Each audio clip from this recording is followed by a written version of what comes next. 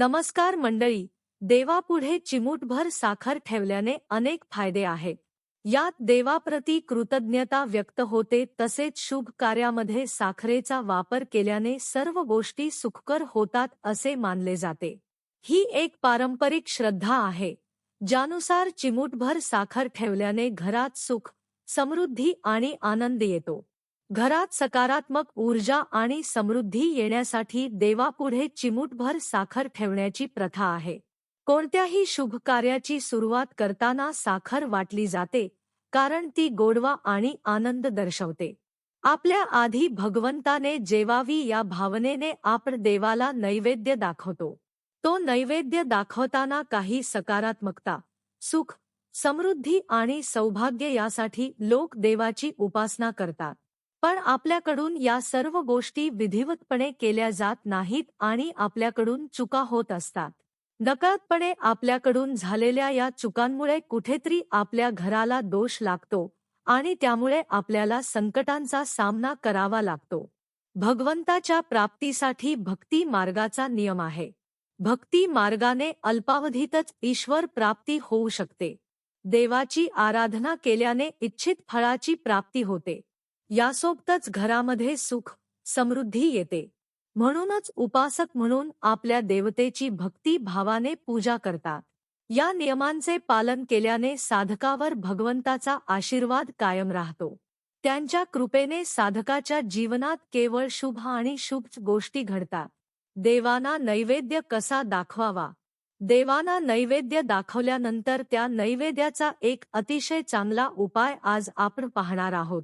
तसेच देवांना नैवेद्य दाखवताना पहिल्यांदा काय करावे, पाणी कसे आचमन करावे, कोणता मंत्र म्हणावा याबद्दल सर्व माहिती आपण आजच्या या व्हिडिओमध्ये जाणून घेणार आहोत. आपण देवाची पूजा करतो. शास्त्रांमध्ये उपासनेसाठी काही खास नियम सांगण्यात आले आहेत. त्यांचे पालन करणे आवश्यक मानले जाते. देवपूजा, पाठ किंवा मंत्र पठण करणे, नैवेद्य अर्पण करण्यापासून आरती करण्यापर्यंत विविध धार्मिक श्रद्धा आहेत. नियमांचे पालन करून पूजा करणे व्यक्तींच्या सर्व मनोकामना देव पूर्ण करतात असं मानलं जातं. देवांना प्रसाद, नैवेद्य अर्पण करण्याचे काही नियम शास्त्रामध्ये सांगितलेले आहेत. तुम्हीही देवाला नैवेद्य अर्पण करता, तर काही नियम लक्षात ठेवले पाहिजेत. काही लोक देवाला नैवेद्य अर्पण केल्यानंतर तो नैवेद्य बराच काळ तसाच देवासमोर तिथेच सोडून देतात. मात्र असं करणं चुकीचं आहे. यामुळे तुम्हाला देवाची कृपा प्राप्त होणार नाही, तसेच त्याचे नकारात्मक परिणाम देखील तुम्हाला भोगावे लागतील. देवाला नैवेद्य अर्पण करण्याच्या नियमांबद्दल आपण जाणून घेऊया. देवाला नैवेद्य दाखवताना तो कधीही जमिनीवर ठेवू नका. देवासाठी आपण नैवेद्य दाखवत आहोत तर तो नैवेद्य एखाद्या छोट्याशा प्लेटमध्ये काढून नंतर ती प्लेट चौरंगावर आदराने ठेवली पाहिजे. नैवेद्य नेहमी सोने, चांदी, पितळ किंवा मातीपासून बनवलेल्या भांड्यामध्ये अर्पण करावा. आपल्या हिंदू धर्मामध्ये, सनातन धर्मामध्ये या धातूंना अतिशय पवित्र आणि शुद्ध मानलं जातं. याशिवाय तुम्ही केळीच्या पानावरही देवांना नैवेद्य अर्पण करू शकता. नैवेद्य तसाच सोडू नका. काही आपण देवांसमोर नैवेद्य ठेवतो आणि दिवसभर तसाच नैवेद्य देवासमोर राहतो. तो तसाच अगदी वाळून जातो. नैवेद्य दाखवताना प्रथम आपल्या घरामध्ये अन्न शिजवल्यानंतर ते अन्न उष्टेन करता प्रथम देवासाठी एका प्लेटमध्ये ते अन्न काढून ठेवावे. अन्नामध्ये कांदा, लसूण किंवा तिखट पदार्थांचा समावेश नसावा. देवाला नैवेद्य दाखवण्यासाठी गोड पदार्थांचा समावेश असावा. जरी आपण रोज गोड पदार्थ बनवत नसलो तरी सुद्धा आपण तूप, घी, भात, साखर किंवा दूध, भात, साखर किंवा गुळाचे पदार्थ असे गोड पदार्थ तुम्ही देवाला नैवेद्य म्हणून दाखवू शकता. स्वयंपाक झाल्यानंतर ताबडतोब परमेश्वराला नैवेद्य अर्पण करावा. अर्पण केलेला नैवेद्य थोड्याच वेळाने आपण आपल्या घरातील लोकांसह ग्रहण करावा. असं केल्यामुळे आपल्यावर सकारात्मक परिणाम घडू शकतात आणि घरामध्ये अडचणी, कष्ट, त्रास या सर्वांतून आपली सुटका होऊ शकते. जर आपण देवासमोर नैवेद्य तसाच ठेवून दिला तर तुमच्या पूजेवर देव नाराज होऊ शकतात. असे मानले जाते की जर तुम्ही देवाला अर्पण केलेला नैवेद्य तसाच देवाच्या समोर ठेवला असेल तर विश्वसेन, चंदेश्वर, चंदनशिप आणि चंडाली या नकारात्मक शक्ती आपल्या घरामध्ये वाढू शकतात आणि घरामध्ये आजारपण वाढते, अनेक समस्या वाढतात. म्हणून घरातील सर्व लोकांनी नैवेद्य मिळून खाल्ला पाहिजे. हा प्रसाद म्हणून आपण सेवा केली पाहिजे. असं केल्यामुळे आपल्या घरातीलच काय, शारीरिक अडचणी सुद्धा दूर होऊ शकतात. पण जेव्हा आपण देवाला नैवेद्य अर्पण करतो, तेव्हा ते अन्न नसून त्याचे प्रसादामध्ये रूपांतर होतं. देवाच्या दिशेने नैवेद्य ठेवला गेला पाहिजे. नैवेद्य ताजा आणि स्वच्छ पद्धतीने बनवलेला असावा. आपले मन स्वच्छ आणि सात्विक असावे. नैवेद्य दाखवताना प्रेम आणि समर्पण भाव असावा. तसेच ख्या भक्ती भावाने देवाच्या मूर्तीला अर्पण केलेला नैवेद्य देवाला सुद्धा मान्य होतोच. देवासमोर नैवेद्य खाल्ल्यामुळे देव सुद्धा आनंदी होतात. हा नैवेद्य खाल्ल्यामुळे देवासाठी आदर व्यक्त करणे असा आहे. त्यामुळे देवही आपल्यावर प्रसन्न होतात आणि आपल्याला शुभ आशीर्वाद देतात. तर मंडळी, देवासाठी नैवेद्य आपण जो अर्पण करत आहोत तो आपण ग्रहण करावा. शनिवारीच्या दिवशी सात्विक भोजन देवांना सात्विक पद्धतीने अर्पण करू शकतो. रोजच्या रोज पूजेमध्ये आपण फळे किंवा स्वयंपाक जो काही बनवतो तो नैवेद्य देवांना अर्पण करू शकतो. पण सहसा देवांना नैवेद्य गोडच अर्पण करावा. जर योग्य पद्धतीने देवाला नैवेद्य अर्पण केला तर जीवनात आपणास अन्नधान्याची कमतरता कधीही भासणार नाही. देवाला नेहमी सात्विक भोग भगवंताला अत्यंत प्रिय आहे. यासाठी गंगाजलयुक्त पाण्याने स्नान करावे. त्यानंतर स्वच्छ वस्त्र परिधान करून देवासाठी नैवेद्य तयार करावा. अन्न शिजवताना भगवंताचे ध्यान करावे. मनामध्ये सत भगवंताचा जप करावा. देवांना नैवेद्य दाखवताना ते अन्न चुकूनही उष्ट केलेले नसावे. आपण जे काही देवांना पदार्थ अर्पण करू यामुळे देव नाराज होतात. यासाठी जेवणापूर्वी फळे, मिठाई किंवा प्रसाद घ्या आणि वेगळा ठेवा. पूजेनंतर देवाला नैवेद्य अर्पण करा. पूजा आटोपल्यानंतर घरातील सदस्यांमध्ये प्रसादाचे वाटप करा. नैवेद्य अर्पण करतेवेळी कोणता मंत्र म्हटला पाहिजे?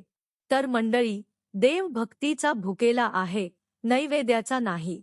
पण आपण रोज भोजन करतो, मग देवासमोर फक्त साखर ठेवत हे योग्य आहे का? तर आपण रोज भोजन ग्रहण करण्याआधी प्रथम देवांना ते अर्पण केले पाहिजे, नंतर आपण ते भोजन केले पाहिजे. सकाळचे नित्यक्रम करून स्नान वगैरे केल्यानंतर शुद्ध जलाने आपण घरामध्ये आपल्यासाठी जे भोजन बनवतो तेच देवासाठी अर्पण केलं पाहिजे. पण ज्या पाण्याने आपण भोजन बनवणार आहोत ते पाणी सुद्धा स्वच्छ असावं, ते वापरलेलं पाणी नसावं. भोजन बनवल्यानंतर एका प्लेटमध्ये भोजन ठेवून देवासमोर ठेवावं. खरकट्या किंवा खराब हाताने देवाला नैवेद्य दाखवू नये. देवाला नैवेद्य दाखवताना आपले हात पाय स्वच्छ धुतलेले असावेत. स्वच्छ वस्त्र आपण परिधान केलेले असावेत. एका प्लेटमध्ये जेव्हा आपण नैवेद्य घेतो तेव्हा एका पेल्यात पाणी सुद्धा घ्यावे.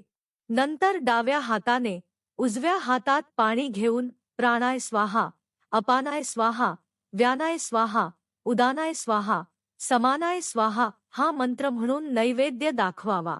आपण ज्या प्लेटमध्ये देवांना नैवेद्य अर्पण करणार आहोत ते प्लेट किंवा ताट देवासाठीच असावं.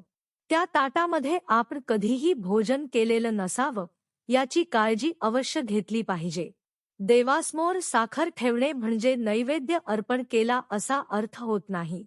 देवासमोर साखर तर आपण ठेवतोच, पण हा प्रसाद झाला. नैवेद्य म्हणजे आपण घरामध्ये जे शुद्ध भोजन बनवतो ते अर्पण करणे म्हणजे नैवेद्य अर्पण करणे होय. नैवेद्य आपण आपल्या इच्छेनुसार काहीही अर्पण करू शकतो, पण जो नैवेद्य देवांना अर्पण करणार आहोत तो आपल्या घरामध्येच बनलेला असावा. हिंदू धर्मामध्ये घरातील स्त्रीला लक्ष्मी आणि अन्नपूर्णेचे स्वरूप मानलं जातं. म्हणूनच तिच्या हाताने बनवलेलं सात्विक, शुद्ध भोजन हे पवित्र आणि शुद्ध मानलं जातं. असं म्हटलं जातं की भोजन बनवणाऱ्यांचे भाव आणि विचार त्या भोजनामध्ये उतरत असतात. शुद्ध व पवित्र भाव बाहेरून आणलेल्या भोजनात मिळणार नाहीत.